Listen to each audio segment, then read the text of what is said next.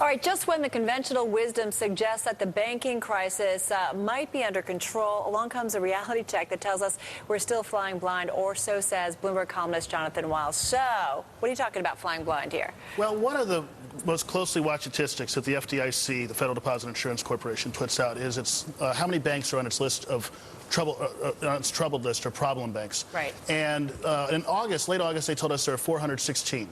And that was up from 300 as of June 30th, and that was up from 305 pretty sharply a quarter earlier. Well, it turns out that the bank they just shut down on Friday, which supposedly had $2 billion of assets, but it looks like it's going to cost the FDIC about $900 million. Ouch.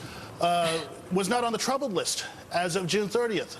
So how do you go from having, what, $2 billion in assets to costing the government? Not a terribly, small bank, the second largest in Atlanta. Second to SunTrust in size. That the numbers were not right, is what that provides confirmation to us of.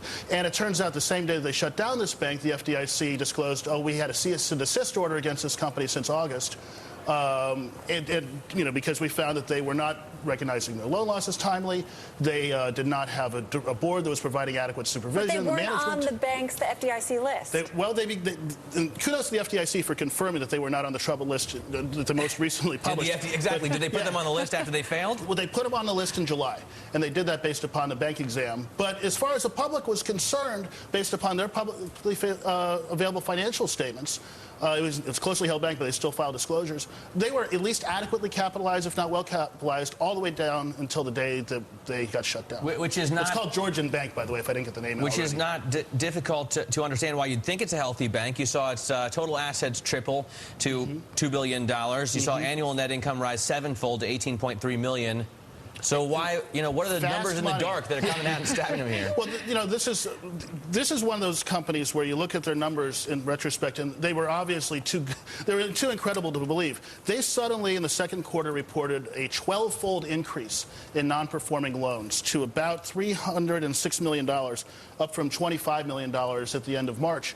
And the funny part was, at the end of March, if you look at the reports, they said that they only had $79 million of loans that were even 30 days past due. Right. So how do you go from having $79 million of loans that were just 30 days or more past due to having $306 million of loans that were non-performing, meaning they were at least 120 days past due? Those numbers that they put out in March and it turns out in June, they just don't make any sense. And we had a statement from, was it the company's Georgian Bank CEO? Let's bring it up here. Whether there is enough capital for the bank to be a survivor isn't an issue. That's what he told Bloomberg News at the beginning of August when they announced this 12-fold increase in their non-performing loans. In retrospect, in retrospect, it isn't an issue. That's right. By that point, they should have known they were going to be dead. Right.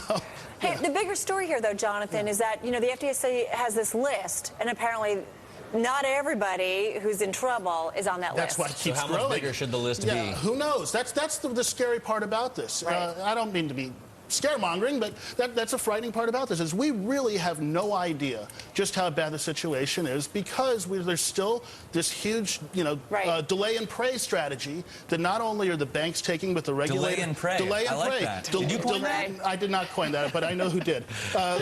You delay recognizing the loans, and you pray that your customers suddenly get a whole bunch of money to pay you back. That doesn't make us feel very secure. That strategy, I think, could encompass a lot of different things going on today.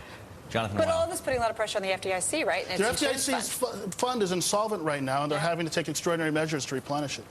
This is in part why. All right. What is it? Delay and pray? Delay and pray. I like that. God, love it. Jonathan, thank you. And, of course, Jonathan's opinions are his own.